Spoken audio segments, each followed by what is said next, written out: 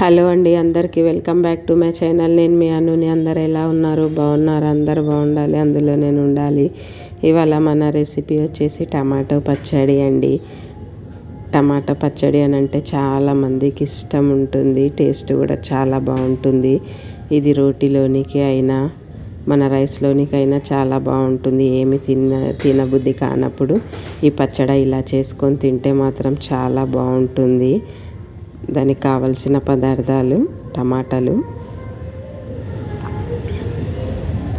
పచ్చిమిరపకాయలు, పల్లీలు, శనగపప్పు, మినప్పప్పు, ఎండుమిరపకాయలు, వెల్లుల్లి, నూనె, జీలకర్ర, కొత్తిమీర, పసుపు, ఉప్పు, చింతపండు.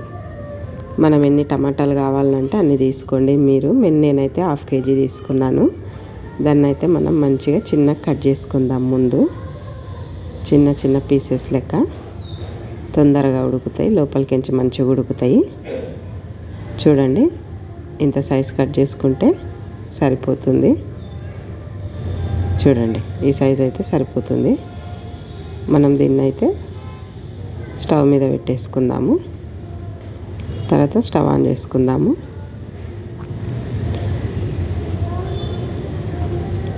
అందులో కొంచెం అంతా చింతపండు, మనకి ఎన్ని కావాలో అన్ని పచ్చిమిరపకాయలు, కారంకి సరిపడంత. మనం ఎండు కారం వేయం కదా, కాబట్టి పచ్చిమిరపకాయలతోనే సరిపడంత వేసుకొని ఒకసారి అంతా మంచిగా మిక్స్ చేసుకొని సిమ్లో పెట్టుకొని దీన్ని మంచిగా మగ్గించుకుందాం. మనము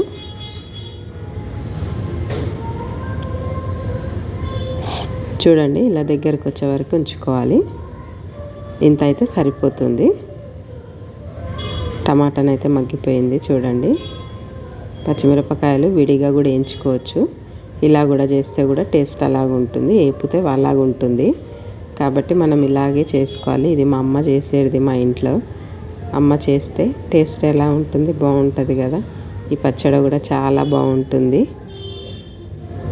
స్టవ్ ఆన్ చేసుకొని మనం మళ్ళీ పల్లీలు వేయించుకుందాము. దానికోసం కడాయి పెట్టేసుకుందాము. కొన్ని పల్లీలు వేసుకొని వేపుకుందాము. పల్లీల ప్లేస్లో మీరు నువ్వులు కూడా వేసుకోవచ్చు, కానీ పల్లీలు వేస్తే టేస్ట్ బాగుంటుంది. కొంతమంది నువ్వులు కూడా వేసుకుంటారు. రెండిట్లో ఏదైనా వేసుకోవచ్చు.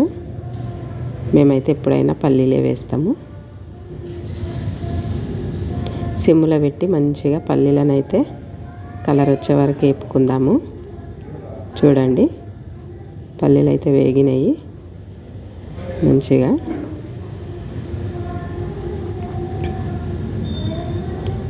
ఇట్లా వస్తే సరిపోతుంది, లోపలికి చేగిపోతాయి. మనం స్టవ్ ఆఫ్ చేసేసుకుందాము. మనం ఒక మిక్సీ గిన్నె తీసేసుకొని మనం పొట్టు తీసుకున్న పల్లీలు ఉన్నాయి కదా, అవి వేసేసుకుందాము. కొంచెం వెల్లుల్లి ఎక్కువ వేస్తేనే టేస్ట్ చాలా చాలా బాగుంటుంది. కొంచెం జీలకర్ర, ఇంకా మనం ఉడకబెట్టుకున్న పచ్చిమిరపకాయలు ఉన్నాయి కదా ఇందులో, టమాటాలలో, దాన్ని మొత్తం అంతా తీసి అందులో వేసుకొని తగినంత ఉప్పు వేసుకుందాము. ఉప్పు వేసుకొని మనం మిక్సీ పట్టేసుకుందాం. కొంచెం రఫ్గానే ముందు మిక్సీ పట్టుకోవాలి, మరి ఎక్కువ మెత్తగా కూడా చేసుకోవద్దు. చూడండి, ఇలా ఉంటే సరిపోతుంది. మనం ఇంకా టమాటా పేస్ట్ వేసేద్దాం. మంచిగా చల్లగా అయిపోయింది కదా. టమాటా పేస్ట్ వేసేసి మళ్ళీ మనము ఒకటేసారి తిప్పుకోవాలి, మరి ఎక్కువ మెత్తగా కూడా తిప్పుకోవద్దు. రోట్లో చేసుకుంటే బాగుంటుందండి. అల్లపి ఎవరు చేసుకుంటారు? రోట్లో అందరు మిక్సీలోనే కదా చేసుకుంటారు. ఈ అమ్మ చేతి పచ్చడి అయితే రోట్లో చేసుకుంటే ఇంకా చాలా బాగుంటుంది. రోళ్ళు ఉన్న వాళ్ళు రోట్లో కూడా ట్రై చేయండి, చాలా బాగా టేస్ట్ వస్తుంది. దీనికన్నా యాక్చువల్గా ఇది టేస్టే ఉంటుంది, ఇంకా మంచి టేస్ట్ వస్తుంది. మనం మొత్తం అంతా ఒక గిన్నెలోకి తీసేసుకున్నాం కదా, పోపు వేసుకుందాము. స్టవ్ ఆన్ చేసుకొని కడాయి పెట్టేసుకుందాము.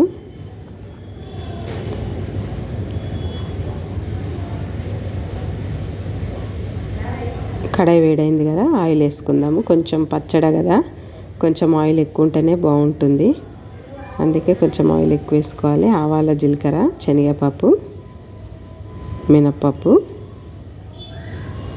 మనం పోపు సామాన్లు కదా, ఎండుమిరపకాయలు వేసుకొని మంచిగా అది కలర్ వచ్చే వరకు పెట్టుకోవాలి. శనగపప్పు, ఆవాలు జీలకర్ర కావాలి కదా. చూడండి రంగు అయితే మారుతుంది. కొంచెం అంతా కరివేపాకు, కొంచెం పసుపు,